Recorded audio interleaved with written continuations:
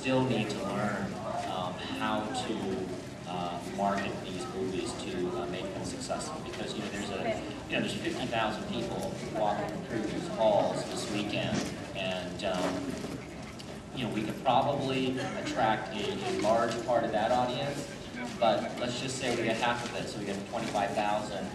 This is all of Los Angeles County, probably one of the heavier anime enthusiast counties. But still, when you think of it as a nationwide thing, and when you're like Astro Boy, when you count in the advertising, marketing, as well as the cost to make the movie, that was a $100 million endeavor, and it needed to make over $100 million in the box office to trigger any type of profitability. And in the end, worldwide, it only made $40 million. There's a big argument of whether or not we should scale the budgets back on these movies to make them profitable. But it goes both ways. It's like when it becomes a small movie, then people don't want to put the marketing dollars that are necessary. And marketing is so important and stuff. And I don't know, I heard the tail end of the last panel, and it's just like, in terms of, right now I'm an employee of the Disney company doing a Cars spin-off of direct-to-video. I'm producing that right now, and you see how well that, whether we like it or not, Disney does marketing very well. And my movie that I'm making right now comes out in 2013. And I have this Disney Consumer Products division that's just already hammering for product and to get a definition of what it is. I just had a meeting with Takara Tomy yesterday about the die cast of these characters that we're doing. The Disney Channel's already asking for these three-minute shorts for a year before the thing comes out. We have a trailer going on the Cars 2 DVD Blu-ray. There's the very popular Mater shorts that Pixar does. And since our world is connected, my movie's world is connected to the Cars world, we're introducing our movie's characters in a Cars short. And so, Disney, and then the parks are going to fold in too. And so you see why they are so successful at marketing their movies. And they're world class. Like them or not, you think that, wow, they've taken over the world and stuff. Well, they've taken it over the world because they actually know how to do it and stuff. And I think,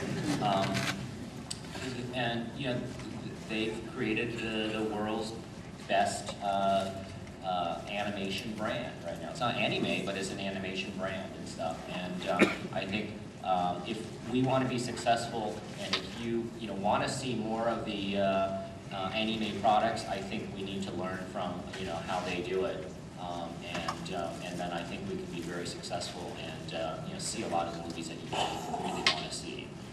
But you did Astro Boy summer. Mm-hmm.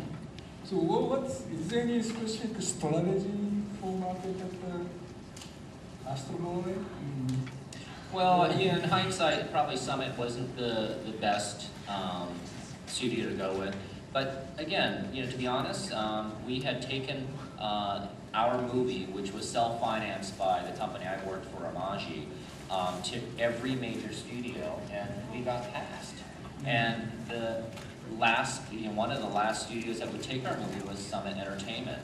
And they have, even this week, a very successful movie out, the Twilight series and stuff. But in my opinion, I don't know. I don't believe that they knew how to market a family film, and two, a Japanese anime product and stuff. And I don't think that they were any help. And in the end, I was still in Hong Kong where the movie was produced, but people were saying that the advertising dollars were going in on the baseball playoff series in September, and it was going into very expensive advertising. Yeah, I saw that. But again, I think that was the wrong audience, and I think we need, we have to be much more specific and be much more viral in the future and stuff. And it's just like, how do we get the fans and keep them informed of what's happening and what's coming out and stuff like this? Someone just had a dinner last night with a friend, and they said that what they're doing now is at these regular music concerts now, it will say things like, oh, text 1234 on your phone and have a chance to win backstage passes after the show, right? And so they know they get like 60% penetration of people that type in that number. And by typing in those 4 digits, they know all of your information now, through the phone company, right? And so then the next time they come in town, and next time the album's coming out, they text you and will say, hey, we're coming back in town, or hey, check out our new MTV video that will premiere on 6 o'clock. I was like, wow, that's brilliant, and it's really actually pretty cheap to do and stuff, right? And whether we like it or not, but it's very targeted. Those people may want to know when the album's coming out, or to get special information about their favorite fans, their favorite singer and stuff like this. And I think the anime community, which I love and am part of, feels like we need to be more targeted and be smarter about how we do it, and cheaper and more viral. First, I was wondering, with the stigma of the anime movie flops, how's that changed your technique or how you strategize your pitches now? Well, initially, when Speed Racer didn't do well, I thought, and I think several others of us thought, that's going to really hurt this. And I think after a while, I realized that the studios are very smart. It's exactly like he's saying. They're going, well, we know that this is a successful thing that you brought us, this $1 billion selling manga. However, we don't know that people here in America would actually go see this movie outside of some hardcore fans of the genre. And so therefore, how are we going to make that work? So I think they're very careful buyers. I don't know if you've found this to be the case, but they're very, very careful. They're not bowled over by these huge sales numbers necessarily. And they need to know how the story's going to work in terms of a larger worldwide audience. And I think it's a cautious approach. Unless you have an executive that really believes in your vision and will just go with what you think because they think that you really know what you're doing. But I don't know if you've had that as your experience. Well, yeah, Hollywood is still run by, with a country club mentality and stuff, and they're very cautious, and I think a lot of the decision makers are also not particularly kind of tapped into the ideas that go outside of North America and stuff. And also, they're under a lot of pressure too, because every one of our studios practically are owned by conglomerates that demand success. And I think,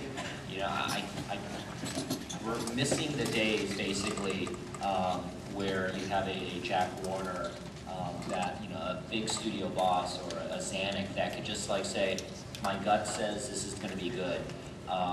Nobody works like that in Hollywood. Even, someone that does have that authority, like Jeffrey Katzenberg, it's still a public company. They still have to have the backup data and stuff. There's so much market research that goes on and stuff. It's a highly calculated business, just like how cars are made, or how how airlines become successful. They just like analyze it to death. And I think to make anime successful and to kind of punch it into the mainstream, I think we need more more gutsy creative executives that are going to take the chance, or find a way to make smaller films that have more smaller films in Hollywood that don't need as many people to be considered successful. One producer, Larry Gordon, described an executive who makes a decision to greenlight a big movie as essentially aiming a gun at his face and pulling the trigger and wondering whether there's a bullet in it or not. And he described the role of a producer trying to make these movies as repeatedly ramming your face into a glass pane until finally it goes through, maybe. Yeah. Would you say that's pretty true? Or? That's pretty true. You know, unless you have a Lasseter or a Spielberg that's, you know, behind you that can protect you. And, you know, I think that's the success of Pixar, is that John Lasseter